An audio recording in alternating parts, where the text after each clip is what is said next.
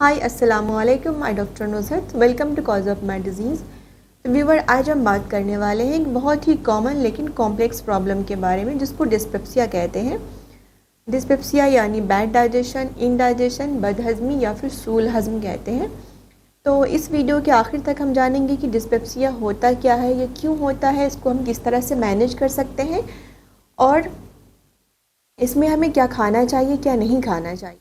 सबसे पहले हम जानेंगे डिस्पेप्सिया होता क्या है। तो डिस्पेप्सिया का मतलब होता है अपर एब्डोमेन में यानी पेट के ऊपरी हिस्से में किसी भी तरह का डिस्कम्फर्ट या पेन का होना। डिस्कम्फर्ट मीन्स पेट के अंदर हेवीनेस यानी पेट का भारीपन, बेल्चिंग यानी डकारे आना, ब्लोटिंग यानी पेट के अंदर टाइट या फिर पेट का भरा होना, फ्लैचुलेंस मीन्स पेट के अंदर गैस का भरा होना, अर्ली सेटाइटी मीन्स जब आप थोड़ा सा खाते हो और जल्दी आपका पेट भर जाए। अगर हम डिस्पेप्सिया के टाइप्स की बात करें तो ये मेनली 2 टाइप्स की होती है। एक होती है फंक्शनल डिस्पेप्सिया एंड दूसरा होता है ऑर्गेनिक डिस्पेप्सिया। फंक्शनल डिस्पेप्सिया वो होता है जिसके अंदर कोई भी पैथोलॉजी या जो डिजीज़ होती है वो नज़र नहीं आती है, और ऑर्गेनिक डिस्पेप्सिया वो होता है जिसके अंदर जो डिजीज़ जो होती है वो आइडेंटिफाइड होती है, जिस तरह से जैसे कि अल्सर हो गया या फिर कोई ट्यूमर हो गया। तो सबसे पहले हम जानेंगे फंक्शनल डिस्पेप्सिया के बारे में, क्योंकि जो फंक्शनल डिस्पेप्सिया होता है वो 60% केस में देखने को मिलता है और यही सबसे ज़्यादा कॉमन होता है। फंक्शनल डिस्पेप्सिया को अगेन 2 हिस्सों में डिवाइड किया गया है। पहला होता है एपिगैस्ट्रिक पेन सिंड्रोम एंड दूसरा होता है पोस्ट पेरेंडियल डिस्ट्रेस सिंड्रोम। अब हम जानेंगे फंक्शनल डिस्पेप्सिया के कॉजेज़ को। इसमें सबसे पहले आती है ब्रेन गट एक्सिस डिस्फंक्शन, यानी ब्रेन और गट के बीच में कम्युनिकेशन का गड़बड़ हो जाना, क्योंकि हमारे गट और जो ब्रेन है उसके बीच कम्युनिकेशन होता है through vagus and enteric nerve. अगर इन दोनों के बीच सही से कम्युनिकेशन नहीं होता तो फिर हमें डिस्पेप्सिया के सिम्टम्स देखने को मिलते हैं।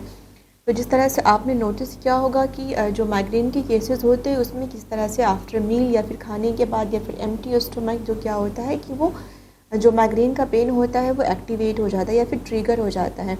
इसी तरह से जब आप परेशान होते हैं, आपको टेंशन या फिर स्ट्रेस होता है, जैसे कि आपने कोई एग्ज़ामिनेशन के वक्त या फिर कोई इंटरव्यू होता है, तो किस तरह से हमें लूज़ मोशन या फिर कोई इंटेस्टाइन के सिम्टम्स शुरू हो जाते हैं, क्योंकि इन दोनों के बीच रिलेशन होता है through vagus and enteric nerve.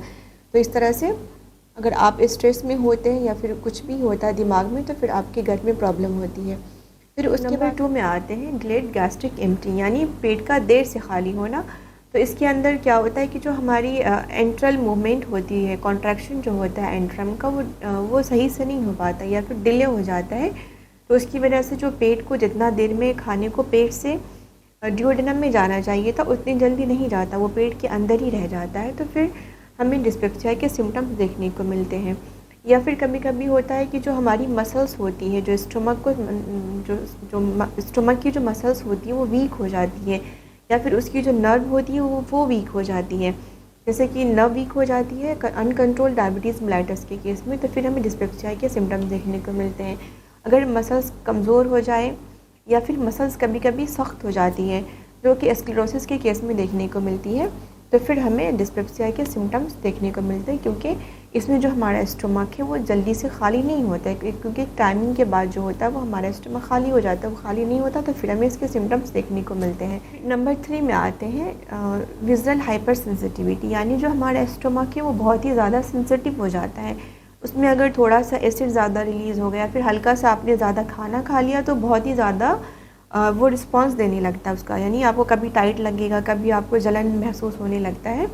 तो फिर अगेन उसके सिम्टम ये फिर डिस्पेप्सिया के सिम्टम्स नज़र आते हैं। फिर नंबर 4 में आते हैं इम्पेयर्ड गैस्ट्रिक अकोमोडेशन, यानी जो हमारा जो स्टमक होता है वो रिलैक्स नहीं होता। जब हम खाना खाते हैं तो हमारा स्टमक रिलैक्स होता है ताकि जितनी हमारी भूख हो उतना हम खाना खाएँ। तो जब स्टमक रिलैक्स नहीं होता तो उसके अंदर प्रेशर बनने लगता है। तो प्रेशर बनने की वजह से हमें पेट में डिस्कम्फर्ट लगने लगता है, जैसे पेट टाइट हो जाता है या फिर पेट में दर्द होने लगता है। नंबर 5 में आते हैं गट माइक्रोबायोटा, यानी पेट के अंदर क्या होते हैं, हमारे स्टमक और इंटेस्टाइन के अंदर माइक्रोब्स होते हैं, जो मतलब यूज़फुल माइक्रोब्स होते हैं, जो हमें डाइजेशन में या फिर जो हमारे सेरोटोनिन होते हैं उसको रिलीज़ करने में हमारी मदद करता है। तो अगर इसके अंदर अगर ये माइक्रोबायोटा कम हो जाए या फिर ज़्यादा हो जाए तो फिर हमें इसके डिस्पेप्सिया के सिम्टम्स देखने को मिलेंगे। अगर ज़्यादा हो जाते हैं तो फिर फ्लैचुलेंस वगैरह ज़्यादा बनने लगती है। फिर अगर ये कम हो जाए तो फिर जो सेरोटोनिन का जो होता है रिलीज़ सही से नहीं हो पाता, तो फिर हमें अगेन इसके सिम्टम्स जो डिस्पेप्सिया के सिम्टम्स हैं वो देखने को मिलते हैं। उसके बाद नंबर 6 में आते हैं जो हमारा लाइफ स्टाइल है कि हम क्या खा रहे हैं। जैसे कि आप अगर आप फैटी खाना खा रहे हैं, स्पाइसी खाना खा रहे हैं, आपको स्मोकिंग या फिर अल्कोहल, या फिर आप देर से खाना खाते हैं, या फिर आपका जो मील है वो रेगुलर नहीं है, तो फिर हमें डिस्पेप्सिया के सिम्टम्स देखने को मिलते हैं। फिर उसके बाद आता है लो ग्रेड इम्यून एक्टिवेशन, यानी पेट में इम्यूनिटी जो होती है वो एक्टिवेट हो जाती है, जिसकी वजह से हमें डिस्कम्फर्ट होने लगता है। देंगे ऑर्गेनिक डिस्पेप्सिया को, तो ऑर्गेनिक डिस्पेप्सिया में क्या होता है कि इसमें जो डिजीज़ के कॉजेज़ होते हैं वो आइडेंटिफाइड होते हैं। तो यानी डिजीज़ की जो पैथोलॉजी होती है वो हमें नज़र आती है। अगर हम ऑर्गेनिक डिस्पेप्सिया के कॉजेज़ की बात करें तो इसके अंदर सबसे पहले आती है PUD यानी पेप्टिक अल्सर डिजीज़। जैसे कि पेप्टिक अल्सर हो गया, गैस्ट्रिक अल्सर हो गया, या फिर इन्फेक्शन देखें तो इन्फेक्शन में H. pylori का इन्फेक्शन हो गया, पैनक्रियाटाइटिस हो गया, पैनक्रियाटिक कैंसर हो गया, या फिर गॉल ब्लैडर का स्टोन, या आपको गॉल ब्लैडर में कोई कार्सिनोमा हो जाए, या फिर जो गॉल ब्लैडर डिस्काइनेसिस यानी उसकी मूवमेंट जो होती है वो सही से नहीं होती है, तो उसकी भी वजह से हमें डिस्पेप्सिया होता है। देन उसके बाद से आ जाता है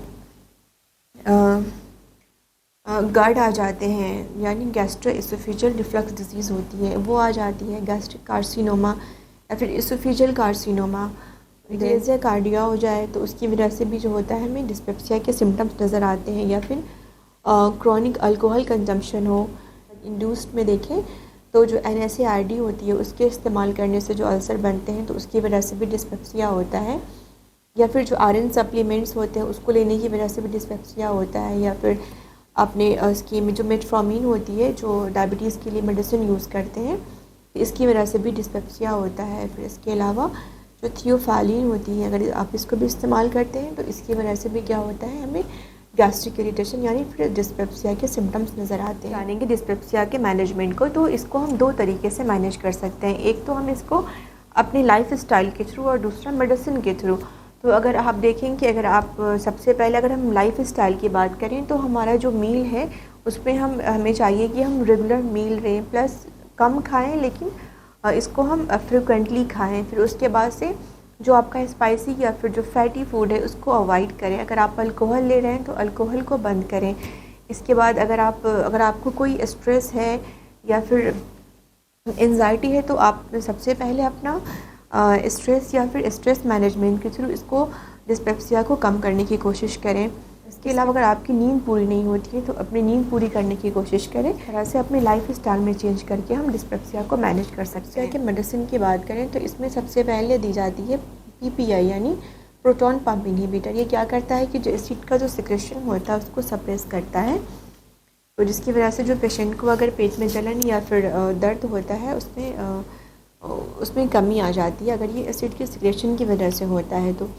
उसके बाद से आ जाती है H. pylori का रेडिकेशन, यानी क्योंकि जो अगर सबसे पहले इसमें तो ये है कि सबसे पहले अगर आपको कोई पेशेंट आता है अगर उसने मेडिसिन अगर ले रखी हो PPI तो चाहिए कि उस पेशेंट का सबसे पहले टेस्ट किया जाए। इसके लिए यूरियस ब्रेथ टेस्ट किया जाता है, तो अगर ये पॉजिटिव आए तो सबसे पहले आप इसका ट्रीटमेंट करना चाहिए H. pylori का। उसके बाद से आ जाती है प्रोकाइनेटिक, यानी ये क्या होती है कि जो इंटेस्टाइन की जो मूवमेंट होती है उसको वो बढ़ाती है, जिसकी वजह से पेट के अंदर का भारीपन या फिर जो पेट में गैस बनना लगता है, गैस बनता है या फिर पेट के अंदर भारीपन होता है वो कम हो जाता है।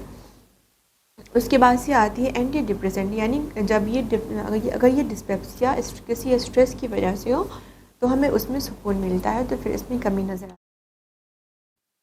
अगर हम डिस्पेप्सिया के हर्बल ट्रीटमेंट की बात करें तो इसमें सबसे पहले आती है गैस्ट्रोटॉनिक, यानी वह मेडिसिन जो स्टमक की मसल्स और नर्व को स्ट्रॉन्ग करती है।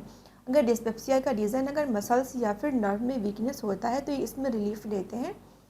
देन इसके बाद आती है कार्मिनेटिव, यानी ये वह मेडिसिन होती है जो स्टमक या फिर इंटेस्टाइन के अंदर गैस, ब्लोटिंग या फिर फ्लैचुलेंस के एक्सपल्शन में हेल्प करती है। साथ साथ ये स्टमक या फिर इंटेस्टाइन के अंदर कुछ ऐसे फैटी एसिड्स होते हैं जिसका ब्रेकडाउन नहीं हो पाता है, तो इसके ब्रेकडाउन में भी हेल्प करती है। उसके बाद आती है एंटी इन्फ्लामेटरी, यानी ये वो मेडिसिन होती है अगर डिस्पेप्सिया का रीज़न अगर कोई भी इन्फ्लामेटरी रीज़न हो तो उसमें रिलीफ देते हैं। देन उसके बाद आती है हेपेटोटोनिक, यानी अगर डिस्पेप्सिया का रीज़न अगर लीवर में कोई प्रॉब्लम होता है तो उसमें रिलीफ रहता है। तो इस तरह से हम अपनी लाइफ स्टाइल में चेंजेस प्लस साथ साथ सही मेडिसिन का इस्तेमाल करके डिस्पेप्सिया को ठीक कर सकते हैं। और एक बात का ध्यान रखना है कि डिस्पेप्सिया का ट्रीटमेंट सिर्फ एंटासिड्स नहीं होता, क्योंकि एंटासिड्स का ज़्यादा इस्तेमाल डिस्पेप्सिया को और भी ज़्यादा कॉम्प्लिकेट कर देता है। साथ में एंटासिड्स के दूसरे और भी साइड इफ़ेक्ट्स होते हैं। तो अगर आपको ये वीडियो अच्छी लगी तो लाइक एंड सब्सक्राइब करें एंड शेयर करें। अल्लाह।